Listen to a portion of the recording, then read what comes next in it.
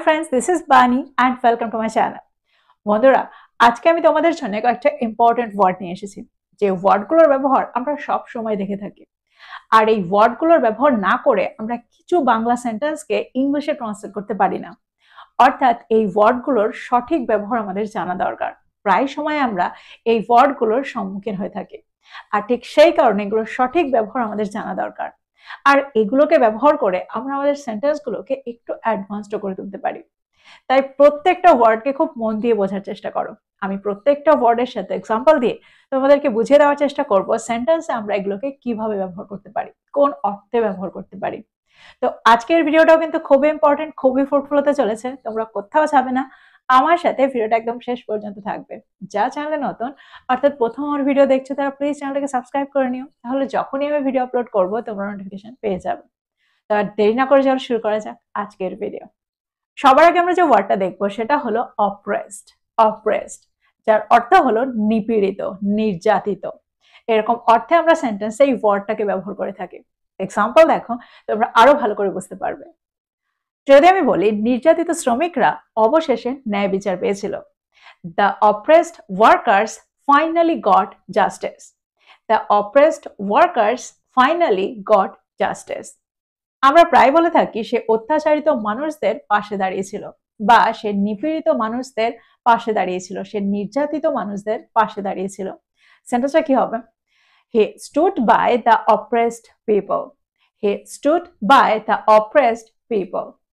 আরেকটা এক্সাম্পল দেখো, যদি আমি বলি তিনি নির্যাতিত শ্রেণী নিয়ে একটা বই লিখেছিলেন, দ্যাট মিনস তিনি নির্যাতিত শ্রেণীর ওপর, নির্যাতিত শ্রেণীর সম্পর্কে একটা বই লিখেছিলেন। সেন্টেন্সটা কি হবে? He wrote a book about the oppressed class. He wrote a book about the oppressed class.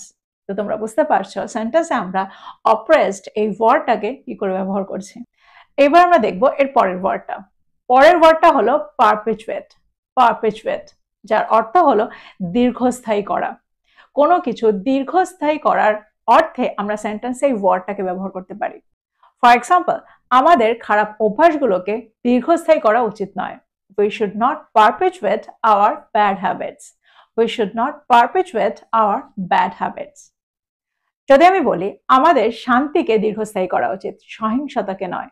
We should perpetuate peace, not violence. We should perpetuate peace, not violence. আরেকটা এক্সাম্পল দেখো, যদি আমি বলি গুজব শুধু ভুল বোঝাবুঝিকে দীর্ঘস্থায়ী করে। Rumors only perpetuate misunderstandings. Rumors only perpetuate misunderstandings. তো তোমরা বুঝতে পারছো সেন্টেন্সে আমরা এই ওয়ার্ডটাকে ঠিক কোন অর্থে ব্যবহার করছি। এবার যে ওয়ার্ডটা আমরা দেখবো সেটা হলো এমবেডেড।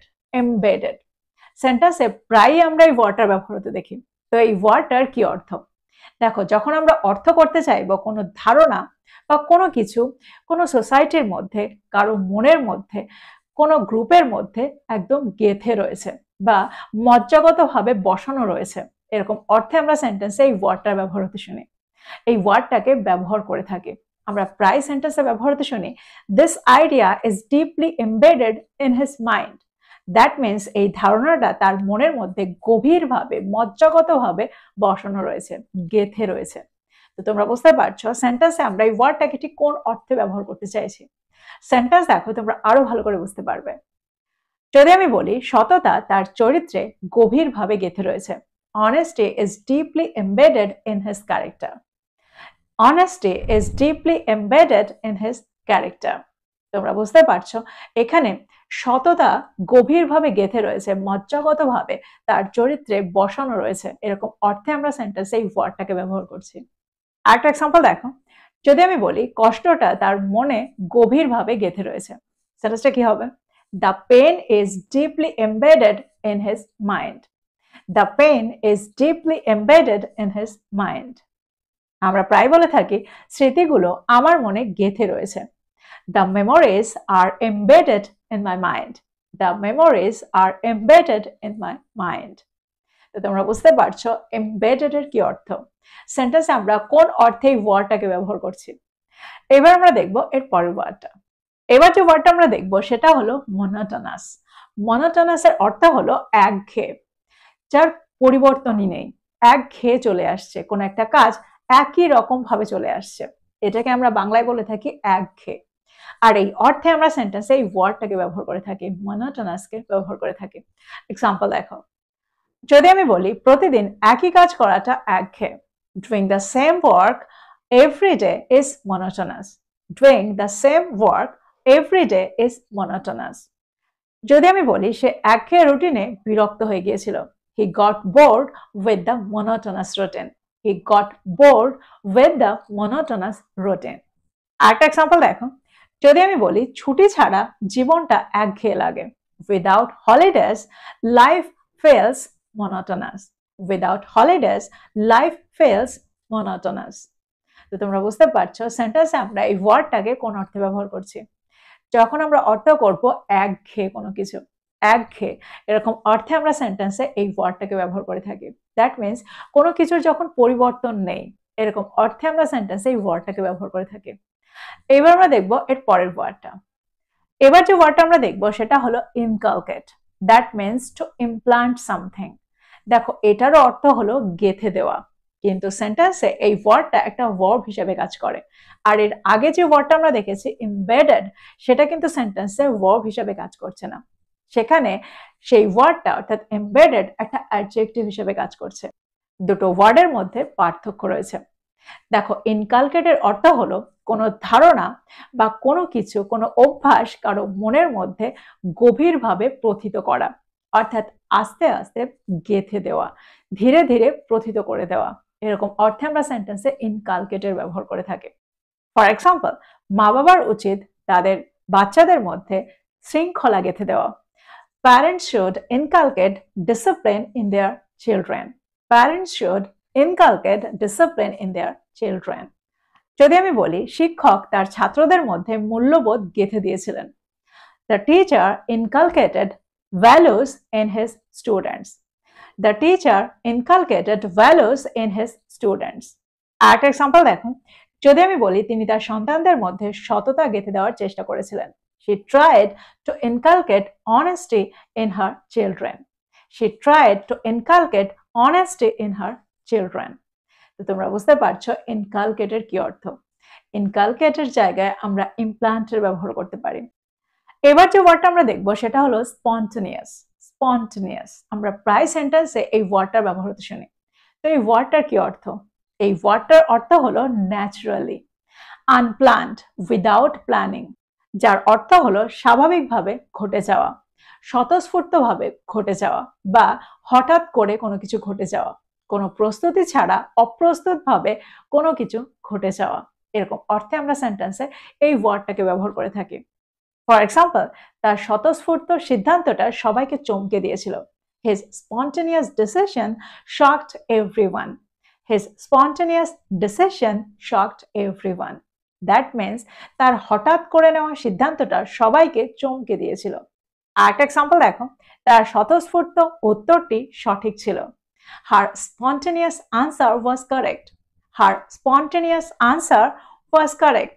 That means সে ভেবেচিন্তে উত্তরটা দেয়নি, সে উত্তরটা কোনো কিছু আগে থেকে পরিকল্পনা করে দেয়নি, কিন্তু তার উত্তরটা সঠিক ছিল। এরকম অর্থে আমরা সেন্টেন্সের স্বতঃস্ফূর্ত এই ওয়ার্ডটা ব্যবহার করে থাকি, যার অর্থ হলো স্পন্টেনিয়াস, হঠাৎ করে। আরেকটা এক্সাম্পল দেখো, যদি আমি বলি তোমার স্বতঃস্ফূর্ত সাহায্যটা আমার জীবন বাঁচিয়েছিল, Your spontaneous help saved my life.